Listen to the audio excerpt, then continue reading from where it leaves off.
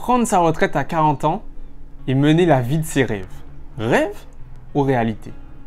Bonjour à tous, je suis Chris Tuttle, votre hôte. Je suis coach en développement financier et j'aide la génération Y à réaliser ses projets grâce à une compréhension objective de l'argent. On nous a toujours appris que la vie consiste à franchir un certain nombre d'étapes selon notre âge. Quand on est enfant, on va à l'école. Quand on devient adulte, on se trouve un emploi et on s'insère dans la vie active jusqu'à ce qu'on ait à la soixantaine et que passé ce cap, on prend sa retraite. Et ce n'est qu'à ce moment que l'on peut profiter de sa vie, de notre vie et de nos dures et longues années de travail. Ce schéma, il n'est pourtant pas celui de tout le monde. De plus en plus de personnes considèrent qu'elles n'ont pas à attendre aussi longtemps pour pouvoir profiter de leur vie. Ces personnes, on les appelle des frugalistes. Et peut-être que vous aussi, sans même vous en rendre compte, vous êtes un frugaliste. Mais déjà, qu'est-ce que c'est que le frugalisme? Le frugalisme, c'est un mode de vie qui consiste à épargner un maximum de ses revenus pour partir à la retraite le plus tôt possible. Le frugalisme est d'abord apparu aux États-Unis et n'est pas encore très populaire en France et encore moins aux Antilles. Est-ce que c'est de la fainéantise? Lorsque dans une conversation vous dites que vous souhaitez partir à la retraite dans 15 ans et que vous n'avez même pas encore 35 ans, vos interlocuteurs réagissent de deux façons. Soit ils vous regardent en souriant, en se disant « T'es bien mignon toi », ou bien ils marquent un temps de silence, ne répondent pas réellement et pensent au fond d'eux que vous êtes un fainéant qui ne cherche qu'à vivre au crochet de la société. En réalité, les frugalistes sont motivés par un grand nombre de raisons personnelles bien différentes du fait d'avoir à profiter de la vie dans le sens du plaisir et de l'amusement. Leurs motivations sont bien souvent écologiques, politiques et surtout financières. Le frugaliste recherche avant tout le bien-être social et financier. Ne plus jamais avoir à se soucier de l'argent pour quoi que ce soit, voilà l'objectif réel du frugaliste. Voilà ce qu'il recherche vraiment. Est-ce que tout le monde peut être frugaliste? Être frugaliste, ça ne s'improvise pas.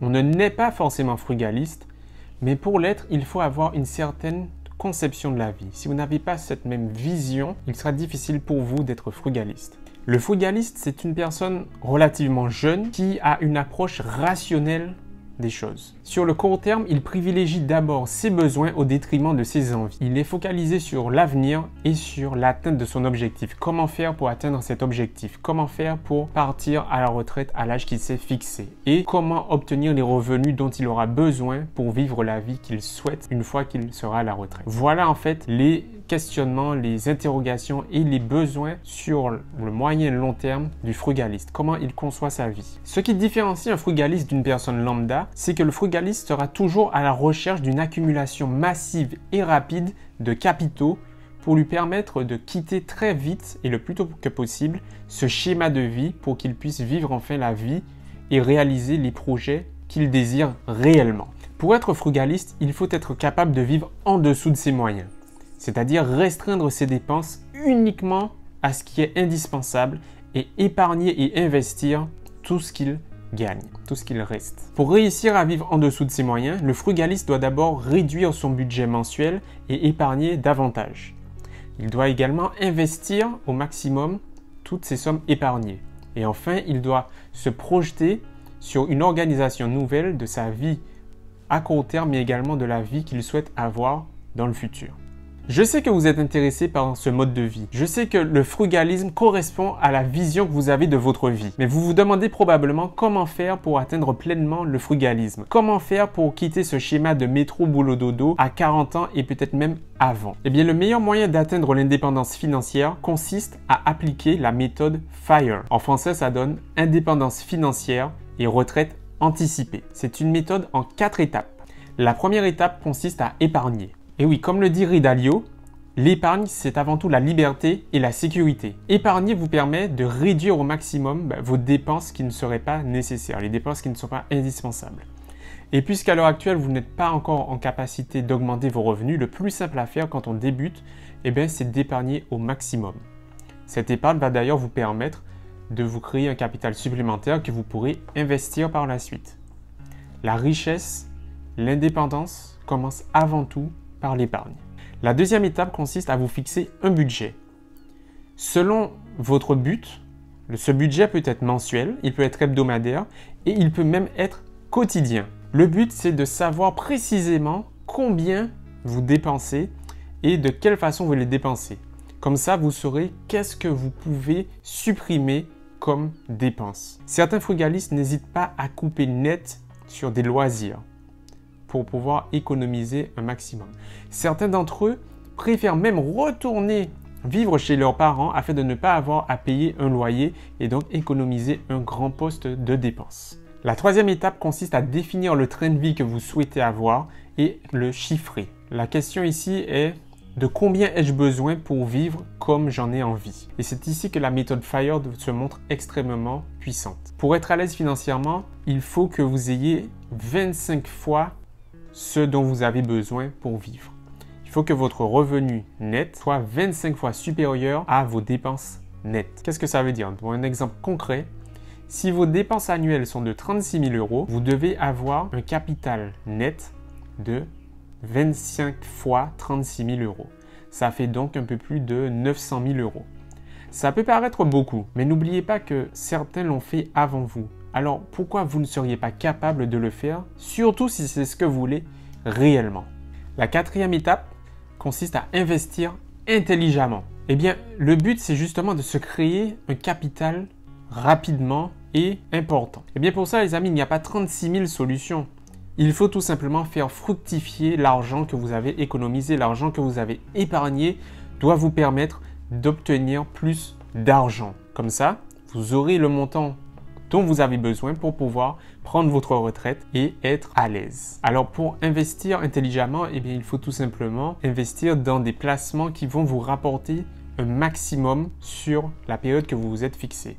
C'est-à-dire que vous avez 15 ans pour partir à la retraite, il faut que l'investissement que vous avez choisi puisse vous permettre d'obtenir le capital souhaité au bout de ces 15 ans. Ça peut être avant évidemment, mais il ne faut pas qu'il dépasse cette durée. Et bien sûr, pour des durées aussi courtes, un seul investissement est rarement suffisant. C'est pourquoi un bon nombre de frugalistes se lancent dans l'immobilier, dans les placements boursiers ou dans la perception de royalties par exemple. La méthode FIRE, en fait, elle ne s'applique pas qu'au frugalisme, elle s'applique avant tout pour atteindre l'indépendance financière. Mais si maintenant vous êtes beaucoup plus déterminé, vous souhaitez pousser la chose plus loin, vous n'êtes pas effrayé ou restreint par le fait de devoir vous priver plus et faire plus de sacrifices sur une période à court terme, eh bien rien ne vous empêche de le faire et d'aller beaucoup plus loin et donc de devenir ce frugaliste. Et la méthode FIRE va s'appliquer encore mieux. En fait, le frugalisme, ce n'est rien d'autre qu'une version beaucoup plus poussée de l'indépendance financière. Et pour que cela fonctionne, il est indispensable de savoir pour quelles raisons vous souhaitez vous lancer dans le frugalisme. Pour quelles raisons vous souhaitez cette indépendance financière? Il vous faut une raison forte, une raison intrinsèque, une raison qui dépasse la simple envie de s'amuser et de profiter de la vie.